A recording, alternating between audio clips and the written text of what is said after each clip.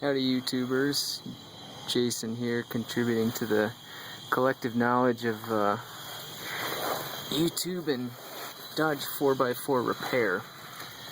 There's some great information on the Cummins forum about repairing the 4x4 on a Dana 60. This is a 2500. We were having issue forever. We've had a light that wouldn't come on. Here's the connection that goes to the light for four-wheel drive. And it's a bit gummed up. There was duct tape surrounding it. The previous owner must have had issues with it and did the best they could. Here you can see the collar that slides over the spline shafts. So this is disengaged four-wheel drive. Right now we've got it jacked up and supported on the right wheel, so we can troubleshoot just the four-wheel drive portion.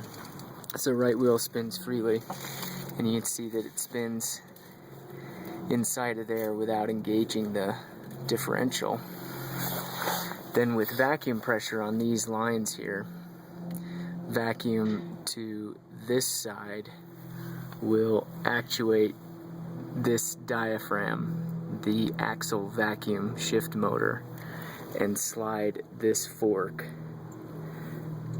to the side. You can hear the vacuum actuating right now. Two-wheel drive, four-wheel drive. So when you actuate that vacuum pressure, the fork then reaches in here and slides over onto the splines. And when they're lined up, try to line them up here, depending on your wheel rotation.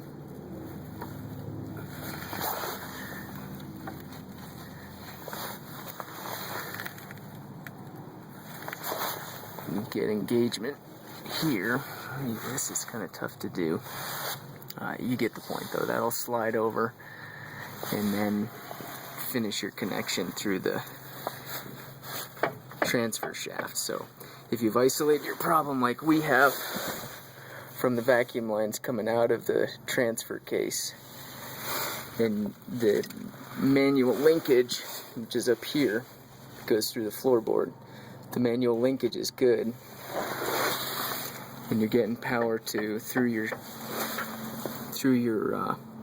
transfer case to your front drive shaft and into your differential. But like us, you're not getting those front wheels to spin. Then the likely problem is this vacuum shift motor, and our diaphragm seems as though it's probably cracked. So I'm beginning to take off the C-clips. One you can see here, ever so gently take off these C-clips and remove this component here, which I think we can pick up for Napa locally for about $117. Some people are buying the Pause-A-Lock cable system. We may go to that at some point, but for now it seems as though the pressure that we're getting from our vacuum, these two vacuum lines, is sufficient. So we're just going to try replacing this guy in hopes that we'll return our four-wheel drive to operation. Some notes real quick. There's about probably half a quart of differential fluid that pours out. We probably need to replace the gasket at the same time. This is pretty heavily compressed, and otherwise it's relatively straightforward. There's another line here that comes out of the vacuum motor shift housing, but that's capped off, so I suspect it's probably for filling this void in here with gear fluid, and that's probably what I'll use it for once I get this put back together. 4 easy bolts to remove. The trickiest part of this process so far has been probably the troubleshooting, and then determining that we need to replace the vacuum. And now, in this case, there we go. Now I've got it lined up. Let me see if I can show you that.